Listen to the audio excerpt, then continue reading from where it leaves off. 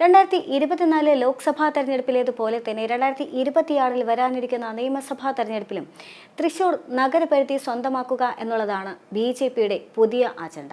അതിനുള്ള കരുനീക്കങ്ങൾ BJPയുടെ ഭാഗത്തു നിന്ന് തുടങ്ങിക്കഴിഞ്ഞു. 2014 പ്രധാനമന്ത്രിയായി നരേന്ദ്രമോദി അധികാരത്തിലെത്തുന്നത്.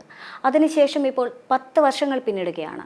ആ 10 വർഷ കാലയളവിൽ 3 തവണയാണ് നരേന്ദ്രമോദി ഭരണ തുടർച്ചയിലേക്ക് എത്തിയിരിക്കുന്നത്. ഇക്കണ്ട കാലയളവിലെല്ലാം തന്നെ ദക്ഷിണേന്ത്യയിൽ പ്രത്യേകിച്ചും BJPയുടെ വോട്ട് വിഹിതത്തിൽ സാരമായ മാറ്റവും സംഭവിച്ചിട്ടുണ്ട്. ആഴത്തിൽ വേരുറപ്പിക്കാനായി BJPക്ക് സാധിച്ചിട്ടുണ്ട്. ഒരർത്ഥത്തിൽ പരിശോധിക്കുമ്പോൾ BJPക്ക് വലിയ മുന്നേറ്റം ദക്ഷിണേന്ത്യയിൽ ഉണ്ടാക്കാൻ സാധിക്കുന്നില്ല എന്ന് വിലയിരുത്തപ്പെടുമ്പോഴും മറ്റൊരു തരത്തിൽ അടിത്തറ ഭദ്രമാക്കുക എന്ന വലിയ ഒരു നീക്കം BJPയുടെ സംഘടനാപരമായ പ്രവർത്തനത്തിലൂടെ നടന്നു കഴിഞ്ഞതായി കാണാൻ സാധിക്കും. 2014 ശേഷം 2019 പിന്നീട് ലോക്സഭാ തെരഞ്ഞെടുപ്പ് നടക്കുന്നത്. 2019 ലോക്സഭാ തെരഞ്ഞെടുപ്പിൽ കേരളം പിടിക്കുക എന്ന ലക്ഷ്യത്തോടെ തന്നെ, പ്രത്യേകിച്ചും തൃശൂർ പോലുള്ള ലോക്സഭാ മണ്ഡലം കൈക്കലാക്കുക എന്ന ലക്ഷ്യത്തോടെ BJP മുന്നോട്ട് വെച്ച സ്ഥാനാർത്ഥിയായിരുന്നു സുരേഷ് ഗോപി. എന്നാൽ അക്ഷരാർത്ഥത്തിൽ ആ പരീക്ഷണം പാളിപ്പോയതായി കാണാൻ സാധിക്കും. 2019 മറ്റൊരു അജണ്ട കൂടിയായിരുന്നു ഹൈന്ദവ വോട്ടുകളെ ഏകീകരിപ്പിക്കുക എന്നുള്ളത്. അതായത് 2019 ശബരിമല സ്ത്രീ പ്രവേശന വിധിയുമായി ബന്ധപ്പെട്ടുകൊണ്ട് കേരളത്തെ സംബന്ധിച്ച് വലിയ തരത്തിലുള്ള ആളിക്കത്തലുകളും പൊട്ടിത്തെറികളും എല്ലാം തന്നെ ഉണ്ടായിരുന്നത്. ആ സാഹചര്യത്തിൽ നാമജപ ഘോഷയാത്രയിലൂടെയാണെങ്കിലും വിളക്ക് തെളിയിക്കലൂടെയാണെങ്കിലും വലിയ തരത്തിലുള്ള മുന്നേറ്റം ഉണ്ടാക്കാനായിട്ട്, പ്രത്യേകിച്ച് ഹൈന്ദവ മനസ്സുകളിലേക്ക് ഇറങ്ങിച്ചെല്ലാനുള്ള തീവ്ര ശ്രമം BJPയുടെ ഭാഗത്തു നിന്നും ഉണ്ടായിരുന്നു. പക്ഷേ തെരഞ്ഞെടുപ്പ് അടുത്തപ്പോൾ, ജനവിധി വന്നപ്പോൾ ആ ശ്രമം എല്ലാം തന്നെ പാളിപ്പോയതായി കണ്ടു. എന്നാൽ അതേസമയം തന്നെ ഇടതുപക്ഷത്തോട് അടുപ്പമില്ലാതിരുന്ന, ഇടതുപക്ഷത്തോടുള്ള വിദ്വേഷമെല്ലാം തന്നെ പിന്നീട് UDFന് അനുകൂലമായി മാറുകയും ചെയ്തു. അതായത് കൃത്യമായി തന്നെ പറയുകയാണെങ്കിൽ BJPയുടെ അജണ്ട ഗുണം ചെയ്തത് UDFനാണ് എന്ന് കണ്ണും പൂട്ടി പറയാൻ സാധിക്കുന്ന തെരഞ്ഞെടുപ്പ് വിധിയായിരുന്നു 2019. ശേഷം 2024 എത്തുമ്പോൾ BJPയുടെ അജണ്ട അപ്പാടെ മാറി മറിയുന്ന കാഴ്ചയാണ് കണ്ടത്. 2024 ലോക്സഭാ തെരഞ്ഞെടുപ്പിൽ രാജ്യത്താകമാനം BJPയുടെ ശ്രദ്ധ ഹൈന്ദവ വോട്ടുകളേക്കാൾ കൂടുതൽ ക്രൈസ്തവ വോട്ടുകളെ ഏകീകരിപ്പിക്കുക എന്നുള്ളതാണ്.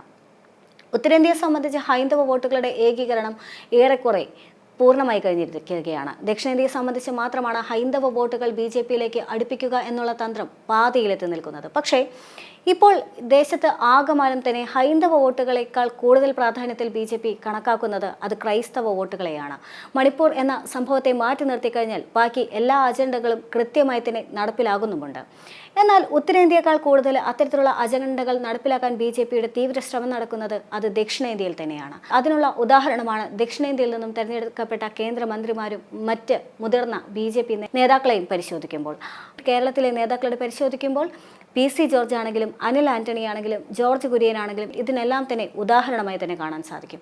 പ്രത്യേകിച്ചും പത്തനംതിട്ട പോലുള്ള ഒരു മണ്ഡലത്തിൽ വലിയ തരത്തിലുള്ള ക്രൈസ്തവ വോട്ടുകൾ ഏകീകരിപ്പിക്കാനായിട്ട് PC ജോർജിൻ്റെ ആണെങ്കിലും ജോർജ് കുര്യനിലൂടെയാണെങ്കിലും അനിൽ ആന്റണിയിലൂടെയാണെങ്കിലും BJPക്ക് സാധിക്കുന്നുണ്ട് എന്നുള്ളതാണ് അതിൽ അക്ഷരാർത്ഥത്തിൽ പരമപ്രധാനമായ കാര്യം. മറ്റൊന്ന്, തൃശൂർ നഗരപരിധിയെ എങ്ങനെ കൈക്കലാക്കാം എന്നുള്ളതാണ്. തൃശൂർ ലോക്സഭാ മണ്ഡലം നിലവിൽ BJP സ്വന്തമാക്കി കഴിഞ്ഞു. ഇനി അടുത്ത അജണ്ട എന്ന് പറയുന്നത് തൃശ്ശൂരിലെ നിയമസഭാ തെരഞ്ഞെടുപ്പിലാണെങ്കിലും തദ്ദേശ തെരഞ്ഞെടുപ്പിലാണെങ്കിലും തൃശ്ശൂരിലെ നഗരസഭാ പരിധി അത് BJPക്ക് അനുകൂലമാക്കി മാറ്റിയെടുക്കുക എന്നുള്ളതാണ്. അതിനുവേണ്ടിയുള്ള തീവ്ര ശ്രമങ്ങളാണ് ഇപ്പോൾ തൃശൂർ മേയറെ കൂടെ കൂട്ടിക്കൊണ്ട് BJP നടത്തിക്കൊണ്ടിരിക്കുന്നത്. ലോക്സഭാ തെരഞ്ഞെടുപ്പിന് മുൻപേ തന്നെ അദ്ദേഹം സുരേഷ് ഗോപിക്ക് അനുകൂലമായി ചില തീരുമാനങ്ങൾ എടുത്തിരുന്നു.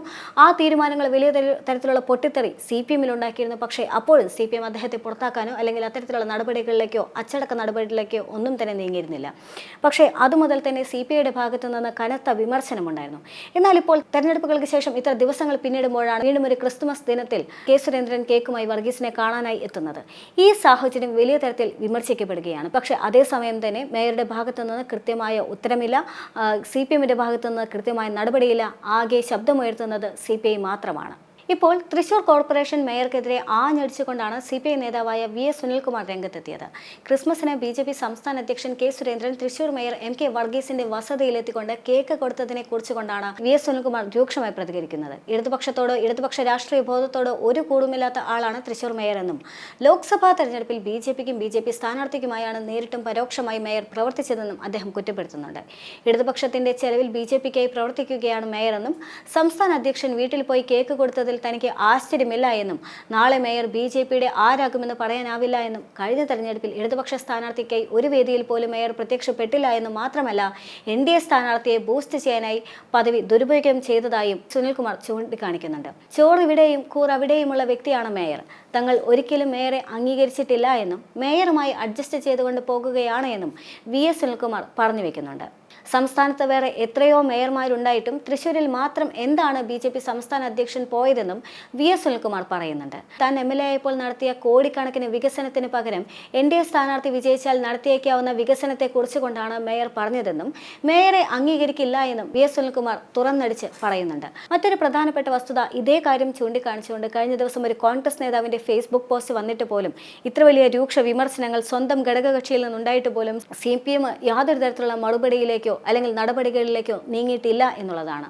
അത് വ്യക്തമാക്കുന്നത് കോൺഗ്രസിന്റെ എക്കാലത്തെയും ആരോപണമായ CPM BJP ഡിൽ തൃശ്ശൂരിൽ വർക്കൗട്ട് ആയി എന്ന് തന്നെയാണ്. അക്കാര്യം തന്നെയാണ് കഴിഞ്ഞ ദിവസം UDF മുതിർന്ന നേതാവായ അനിൽ അക്കരെ പോലും ചൂണ്ടിക്കാണിച്ചിട്ടുണ്ടായിരുന്നത്.